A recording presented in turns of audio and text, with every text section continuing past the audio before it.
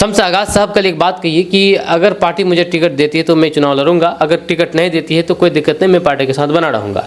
वहीं पर आपसे सवाल है कि अगर आप भी दावेदारी पेश कर रहे हैं तो ऐसे में आपको टिकट मिल जाती है तो ठीक है, कोई बात नहीं। अगर नहीं मिलती टिकट तो क्या आप पार्टी के साथ बने रहेंगे या बगावत करेंगे?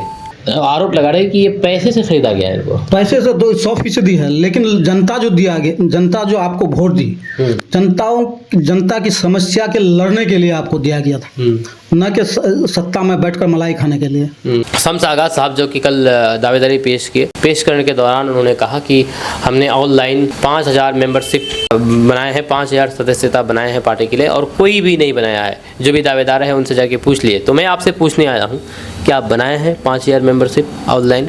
क्या कहना चाहेंगे इस बारे में? ये तो पार्टी को डिसाइड करना है कि किनका क्या भूमिका है और किनको टिकट देने से सीट निकल सकती है। जो भी गए हैं जिस पर आप बात कर रहे हैं, उन लोगों का नहीं है कि काम नहीं करने दे रहा था हमें, ये है हमें मेरे करके काम नहीं हो पा रहा था।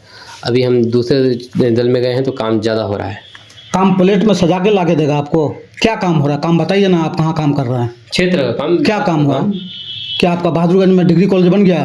क्या वहाँ के समस्या, वहाँ के सड़क नाला नदी कटान सारे मामले हल हो गए? उन्होंने कहा कि इतिहास में 4 साल में जो काम हुआ है, 4-5 साल में, आज तक कभी नहीं हुआ। ये सरासर बकवास है। गुलाम मुर्तज़ा साहब अगर मैदान में आते हैं, उनको टिकट मिलती है, चुनाव जीत भी जाते हैं, तो सबसे पहले क्या काम करेंगे? हम तो एजुकेशन पर काम करना चाहते हैं। एजुकेशन पर जी। अस्सलाम वालेकुम, आदाब, नमस्कार। मेरा नाम फिरदौस गनी है। आप केडीवी लाइव देख रहे हैं। जैसे कि आपको पता है कि चुनाव को लेकर के गामा-गमी जारी है। सभी पार्टियां ज़मीनी स्तर पर मेहनत कर रही है और अपने अपने दावेदारी पेश कर रहे हैं दावेदार। उन्हीं में से एक मेरे साथ दावेदार हैं AIMIM से गुलाम मुर्तज़ा साहब, जो कि AIMIM जिला महासचिव है, और ये भी किशनगंज विधानसभा से दावेदार हैं।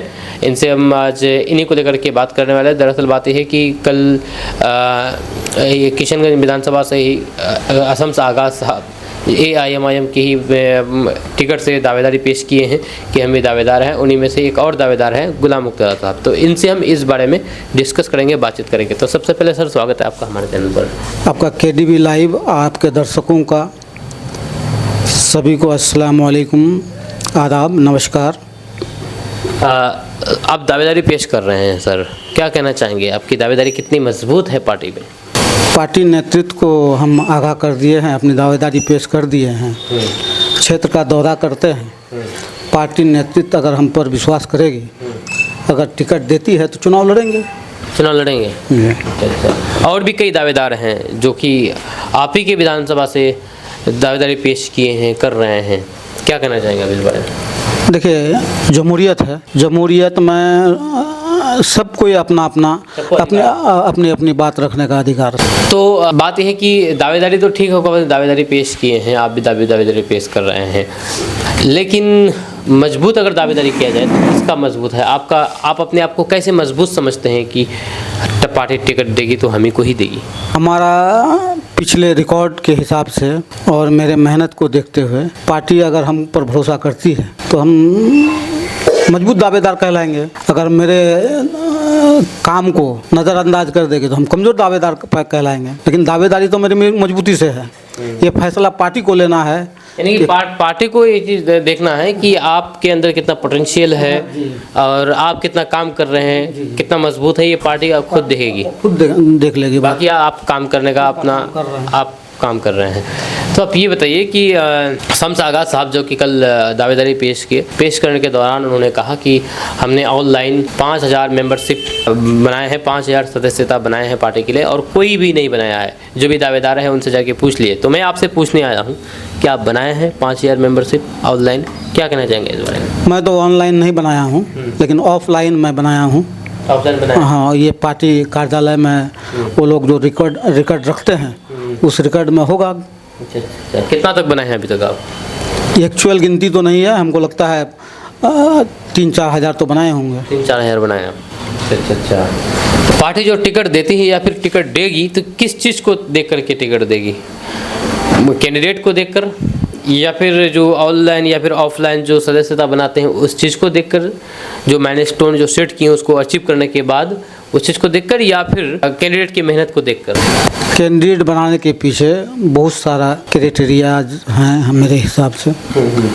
सारे बिंदुओं पर गौर व फिक्र करने के बाद क्षेत्रीय समीकरण को भी देखते हैं, किनके साथ क्या मामला बैठता है, किनके साथ समीकरण मिलता है, किनकी दावेदारी मजबूत है, तो वो पार्टी निर्णय करेगी। इसमें हम तो बता नहीं सकते कि मेरी दावेदारी मजबूत है या उसकी दावेदारी मजबूत है। अभी जो 5-6 लोग दावेदार हैं, सभी पार्टी के हैसियत से सभी की दावेदारी मजबूत है। पार्टी को देखना है कि पार्टी उनके सिलेक्शन करने का तरीका क्या है, किन बातों को देखते हैं, है ना। ये तो पार्टी को डिसाइड करना है कि किनका क्या भूमिका है और किन को टिकट देने से सीट निकल सकती है।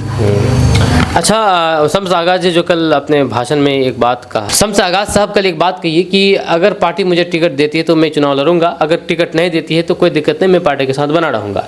वहीं पर आपसे सवाल है कि अगर आप भी दावेदारी पेश कर रहे हैं तो ऐसे में आपको टिकट मिल जाती है तो ठीक है, कोई बात नहीं। अगर नहीं मिलती टिकट तो क्या आप पार्टी के साथ बने रहेंगे या बगावत करेंगे? पार्टी के साथ बने रहेंगे। पार्टी के फैसले को सर आँखों रखा जाएगा, है ना। सर आँखों रखा जाएगा, हाँ। पार्टी जो फैसला करेगी वो मानने के लिए हम लोग बाध्य हैं, है ना। पार्टी का निर्णय सर्वोपरि है सर। सदर का फैसला सबको मानना चाहिए। ठीक है, मान के चलिए आपको अगर टिकट मिल भी जाती है तो किस मुद्दों को लेकर के आप जनता के पास जाएंगे वोट मांगने के लिए?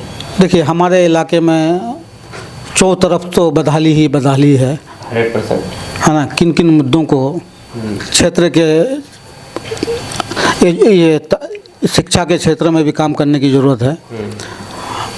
ये इलाका फ्लड अफेक्टेड एरिया है, इस पर भी काम करने की है। नदी कटान है ना। शिक्षा है, स्वास्थ्य है, रोड है, नदी नाला है। आज किशनगंज शहर की स्थिति को देखिए, ज़रा सी बारिश आती है पूरे पानी से भर जाता है ना। समस्याओं की कमी नहीं है यहाँ, ढेर सारी समस्याएं। हाँ, इच्छा शक्ति की ज़रूरत है। दीदी, इच्छा शक्ति से अगर काम करेंगे तो काम होगा इंशाल्लाह। लेकिन यहाँ पे जितने भी जब भी आज़ादी से आज तक सभी चुनाव में सभी कैंडिडेट सभी प्रत्याशी यही दोहरा रहे हैं कि अगर हम सरकार में आ जाते हैं, हमें अगर आप चुन करके अगर विधानसभा में भेजते हैं, लोकसभा में भेजते हैं तो हम ये काम कर देंगे जितनी भी समस्या है। लेकिन फिर वही समस्या जो का तो ही रह जाता है, कोई काम नहीं हो पाती है।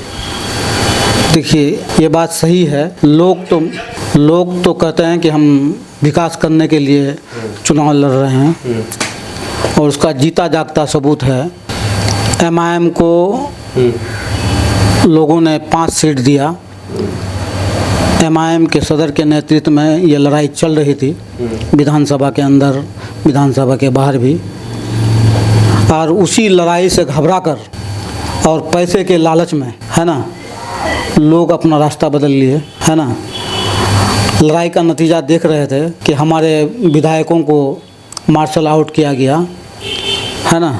मार्शल आउट किस परिस्थिति में किया जाता है? सरकार को अपनी बात मनवाने के लिए सरकार के पास अपनी बात रखते हैं, उस बात से वो सहमत नहीं होते हैं, वो काम करने में डिस्टर्ब करते हैं, उसी के तहत उसको निकाल दिया गया। आरोप लगा रहे हैं कि ये पैसे से खरीदा गया है इनको। पैसे से 100% है, लेकिन जनता जो आपको वोट दी, जनता की समस्या के लड़ने के लिए आपको दिया गया था, न कि सत्ता में बैठकर मलाई खाने के लिए।